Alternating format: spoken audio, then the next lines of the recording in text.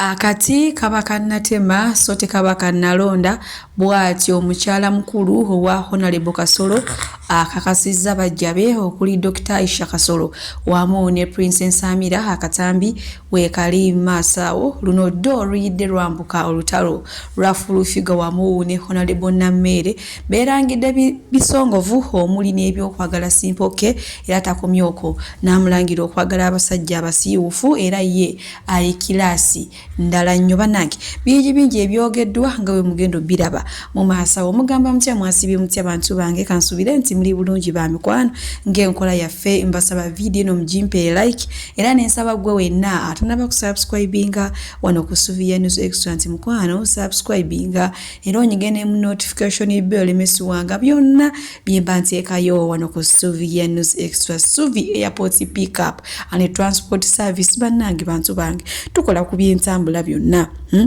oyagala kutwala mu kyalo oyina baana bo oyagala genda kulaba kujjajja ku maama toyagala kulinnya bintu bya taxi ebyonkubirako ngenda kutwala bulungi munange Sikurise hiranga wama nkutandise ne Honorable Kasolo naye olunaku olw'ejjo yarayidde ne naye abamuwerekedde tuba tumanyi nti bakyala bonna ajja kugenda nabo mu kulayira kubanga era mu biseera bya campaign era atambula nabo leero watambula nono ng'enkira atambula n'oli ng'enkira atambula n'oli naye munnange agenze na mukyala mukulu kyokka mukyala mukulu olumuwadde akazindalo ayogereko eri abantu ababeereddewo Honorable Kasolo ekigambo kyasoose okwogera nti munnange akati kaba kannatema so tekaba kannalonda.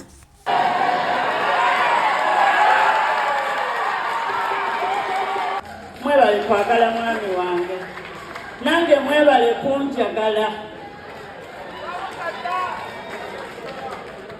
kawo kadda omuggo guba gwa nnatema teguba gwa nnalonda. Mwebale nnyo basso mwebale ddala aja tunanyalo mbadde kulabanga ku mutimbagano nkufolowinga nnyo olwaleero nkulabyeko anti Joan neyanziza maama tiimu minsi gyemuli yenze mulani nakubaawo nkyaliwo mwami wange nkwagala nnyo. Bwatyo mukyala Honorable Kasolo omukulu akakasizza aweereza ka message bajjabe eri Dr. Aisha Kasolo wamu ne Princess Amira nti akati kaba kannatema so tekaba kannalonda naye nga bambi atambudde nabo mu mbeera yonna weewaawo yadde mu kulayira yatutte mukyala mukulu ndowooza era kyabadde agezaako okutegeeza nti akati kaba kannatema ate nga mu kunoonya campaign bakyala be bonna be tumanyi abasatu bonna baanoonya akalulu naye nga bwenkozaako eno olutalo fulufiga wamu ne Honorable Nammere teyonaba kuggwa. Honorable Nammere yarayidde olunaku lw'ejjo naye maama yagenda n'ayogera ku nsonga za Honorable Kabanda oluvannyuma lw'okuvaayo n'ayogera emmotoka ya speaker naye maama fulufiga naye olutalo aluyingiddemu amaze ddo okulusuubula sooka olabe kyagambye Honorable Nammere ate enkongere emmere by'embizzi zireega eminene tebannaba nakukonfaminga nti oli mubaka omanyira Kabanda ayina akalulu teekaawo komenti ogambye nti Kabanda oye obuganzi tebabunoonya bwe batyo tebanoonya batyo positioni oza nti osobola okulipulesinga Kabanda ku ntegera y'ennafu tonnaba nakulayira oli mu lusubo Kabanda yalayidde ayina akalulu ka sipiika goyasamira bimala bino baba byendako nnyo bwongo ne butalagga supamu akakoba bakajja bakadde bozungiramu yo kiikirira bawanga tobeerayo akalulu akabbe kakulakira okawulira toyina mirembe emupyate bologa liyale kituufu oyagala kubeera ki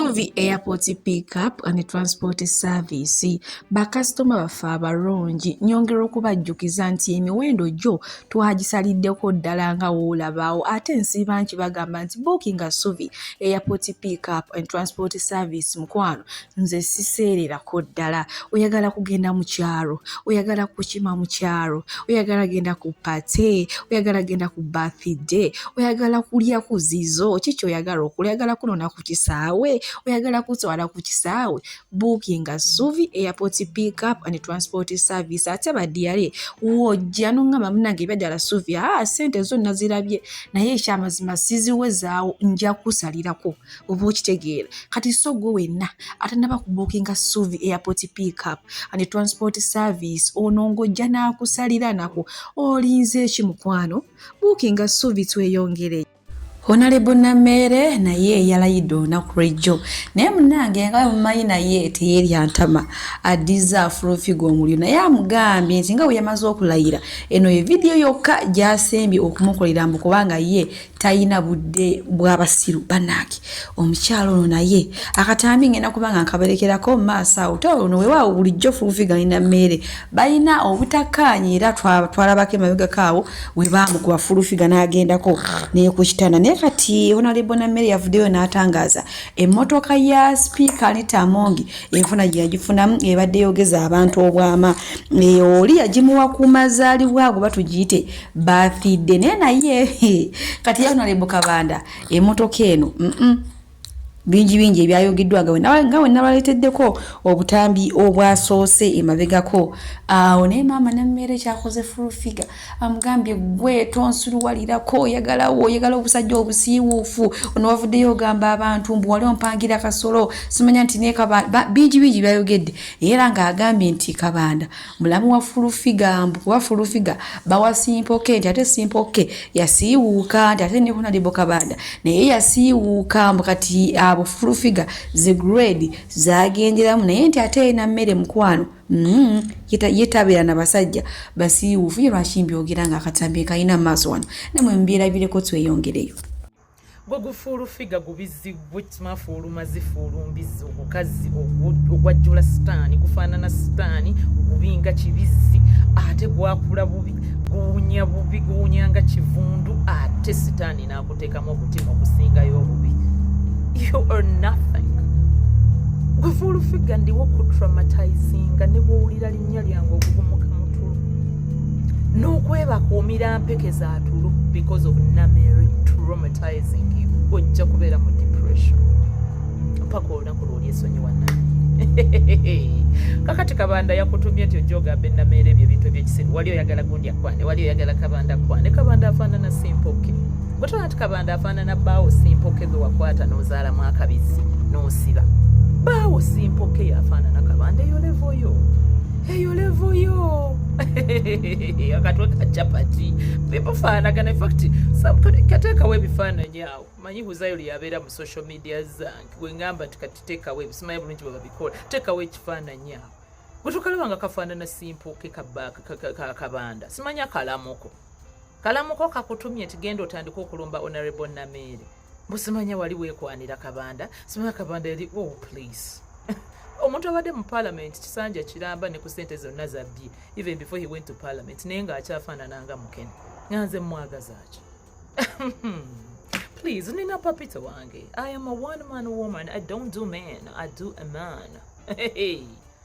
alinga kyakulya mwami Nsubuga gweva ku bino akalulu bye kaali kamumazeemu okubambi yabonaabonera nnyo mu kalulu ka mukyala we naye yajjayo wino enkyo ojja kumulaba omwana w'omuntu abasajja abanyuma okugamba nti musajja obadde ki Kabanda obunaawe obusajja obufaanana Simpoke gwe gwabuli obunaawe fuulumbizi kuseba ovuddeyo gy'owulereze kalamuko Kabanda ebyo Kasolo byakutuma genda ogamba abantu Namere yali ayagala mukwane nze nga Kasolo njagala nkwane mu lulimi ki oyo atamanyi Luzungu kankubuulire waliwo atakimanyi nti Kasolo e Masaka akwana buli mukazi naddala abaze mu byobufuzi mbu Kasolo simanya Namere wali oyagala Kasolo akwana are you stupid ebyo ebigambo byemwogera do you even listen to yourselves nze Mukama Katonda yampa obulungi nampanga nakula bulungi nenzaalibwa mu famire ennungi ate nemba wa mukisa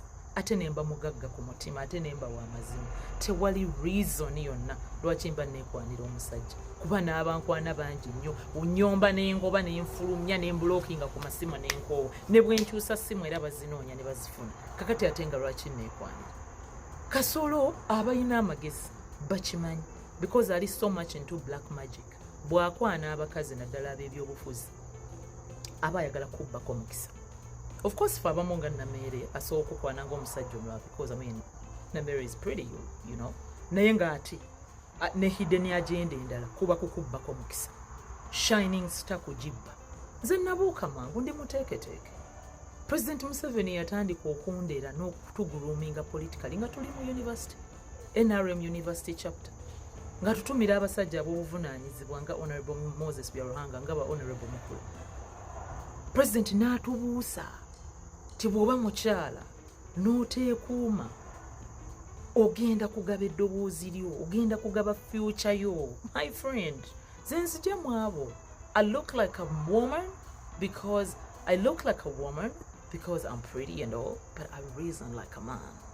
Omusajja ntula naye nga mubwonga ayogera na musajja munne. So I don't fall prey kwa obusajja bukaso. Buleeta eddogo lyabwo tebwasoma. Buli mukazi azze mu byobufuzi kamulabanga agenda okutwala akafu bukolerera bufu. They can't be without bufu. Ku bakazi baalina kuliko omukazi afaanana Namere. Kuba obukazi bwakuŋŋaanyiza kafaamu kalamba. They all look as miserable. Wa low maintenance. Kasolo wa low maintenance. Tasobola mukazi nga Namere. I am a high maintenance. Chovola banti, I live in Chizungu, mu Masaka. I live in Chizungu, plotted in by Avenue, 2 gates from the President's State Lodge. I live in Mirembe Villas, the most affluent neighborhood. Now ulidde gwe mazi oyogera gwe full figure. Mboyogera ku Mirembe Villas. You don't even know Mirembe Villas. Tosobola ne bwokola nga bwofa bwozuukira emyaka emirala 10. You cannot be anywhere near these grades. We look at communities, not just houses, communities. Mirembe Villas is when I'm going to take a walk. But the neighbors say, but they promote them, considering tomorrow I'm going to kill. It's when I'm going to take a walk through the community. It is safe, very clean, very fresh. And nyumba zamuno za mitwala abiri ejja ddula, just a 3-bedroom bungalow. 4-bedroom de singako. Enyumba esinga okuba cheap bwe bukondos mu apartments za $160,000 oli mu million bitano. Just gula kondo mu apartment. Mirembe Villas toddamu kugyogera ku full figure osulanga mbizi gravity abantu bafanzi ba gravity bakutrackinga down nga gravity si abatumye naye bafanzi bakutrackinga nga bagenda kuku. You knelt down n'okubira gravity abeegayirire bakuleke naye bakwata videos ewantu wobeera ziizo osulira ddala nga mbizi gwe tokkirizibwa na kwogera ku muntu yenna. You live like a pig, you look like a pig, you smell like a pig. Bakublockinga buli wamu ne government tufunye kubuli gubi n'enzija gye wajja bakuleeta kusirisa. Kisa kya Mukama yagamba bakuleeta bafune we bakusirisiza ovuma first lady ovuma president naye ne bakutereka. You blocked everywhere.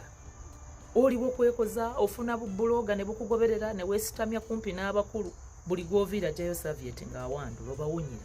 Se sikutya wazaawo ng'otiisatiisa lunnabe ngenda kusiba abantu ne bagamba sooka osibe wali osuubizza Namere ebibyo byakomawo. Please, by the way, nkuyambye na buyambi okuddamu. Nkuyambye nnyo weesune nako. Genda weewole obutonge bw'omukazi gwe wagaana osasula. Genda akuwoleyo obutego okole celebration nti Namere akuzzeemu. Tomorrow I am swearing in. After my swearing in, sisobola kuddamu mbizi nga bwe. Sisobola. That's why ngambye kamuddemu before swearing in. Watuma Godfather ngambe mbunkuwe ssente ondeke. Nagamba Godfather I can't. Godfather I'm sorry, oyinza okuba bambi gwe wa intervene nga simanya akutumye. Nagamba Godfather sijazimu. The messages are here. The messages are here.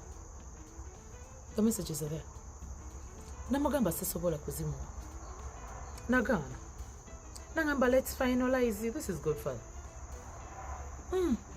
Let's finalize if a good image. Simanya bichi. I was very clear. I was very clear kale sisobola kuwa fulu figure fulumizi sente. I can't. Ntimanyi ayagala nkuwa sente. Bebe toli wa bay, oli wa laisi. Ogenza okukwata ne kuwa $1 million. Lizita no sirika. I can't buy you. So okugula and you shut up. No kumpana, no mpana. But I prefer to traumatize you. I prefer to depress you. So please, obusajja simanya kabanda, simanya kasolo, obufaanana simple ki, obufaanana kabaako ka simple, obwa level yo please. Please, I make love in English. Siganzibwa busajja butaasoma. Kasolo agenda ku floor ya parliament ajula kumenya mizindaalo. Buli lwagenda ku muzindaalo gwa parliament ajula oluzungu lujula kumutugiro. Tomututiisa n'obwo obusajja kakutumye genda oyogerere bwoti Namere. You think you will shut me up? Ochimanyi nti you just a dirty mouth for hire. Bakupangisa bupangisa. Singa obadde owagira speaker ku bintu ebibadde bimukolwako ne Fuji eri mukolwako, Honorable Namere n'avaayo to stand up for her. Ate n'olumba munzi. Just wabadde oyagala attention, wabadde oyagala bakuwe ssente. Nobody is gonna buy you. Umanyira wano abantu oyogera ku bazadde b'abantu. Taata we yalwanira di NRM gwe fulufiga. Obeera ogamba musimanya taata we yalwanira NRM. Wabadde wegayirira Gravity aleme kufulumya information ye. He was your neighbor, akumanyi. Taata we yakukwata n'akwata ne baganda abawala n'omulenzi n'amusodomizing n'amuli ebisiya. Abantu ku kyalo ne bamukuba amayinja yafiira ku poliisi. Okumaliramu kwe kulwanirira NRM gwe kifulumbizi. Taata we yafa kukukwata bamukuba nga yabakwata n'abavunza. Kati bw'oba oyogera ku bazadde b'abantu, please funa level. Nze my mother bw'oyogerako omukyala yafa yawummula. Ate yafiira mu kitiibwa kye president w'eggwanga lino yamuziika. She's a winning mother. Ne mu kuwummula kwe she's winning. Kambabulira eriyo abantu nga baafa naye ng'ate they are happier than mu abamu abali ku nsi naye nga muli mirambo egitambula nga gwe kifulufiga. My mama is a winning mother. She was married to an MP and minister. Her daughter, moreover in her presence, rather in her absence, whether spiritually she's present, her daughter naye afuuse MP. N'ebirala ebirungi bijja tojja kuntiisatiisa. I repeat. Sitisibwatiisibwa mbwa. Abalungi abatuwuliriza era abatulaba olunaku olwaleero tukyaddeko ewa Sheikh Ashraf Dembe. Sebo nsanyusa okubalaba. Amannya agange nze Sheikh Ashraf Dembe akola ku bizibu by'enjawulo. Omuntu singa aba alina ebirwadde musomereddwa, tumuwa amazzi ga lukuya nga bw'obadde ogalaba, tugenda abantu ku kyoto ne twokya emizimu emibi egibabaamu n'okulomba edduwa. Abantu singa abeera ng'ali wano atuuse sobola okumulombera edduwa, ne waba atatuuse nga mpadde amannya ge naye ng'ali wala. Neetaze enamba yange yeeno eri 0707363711. Nammwe bannyinaffe abali ebweru oyagala okuba nti oyagala okulombera ku dduwa ng'olina ebizibu, viza zibuze, amaka gakolongotana, ssente zikola zimpita mu ngalo, ojja kumpeereza ekifaananyi kyo n'amannya go, ebyo byokka bijja kummala. Nja kukulombera edduwa, ojja kutereera. Olunaku olusembayo mu mwezi mba n'edduwa ey'awamu ffenna n'abalwadde bange abakadde n'abapya. Salaamu alaikum warahmatullahi wabarakatuh.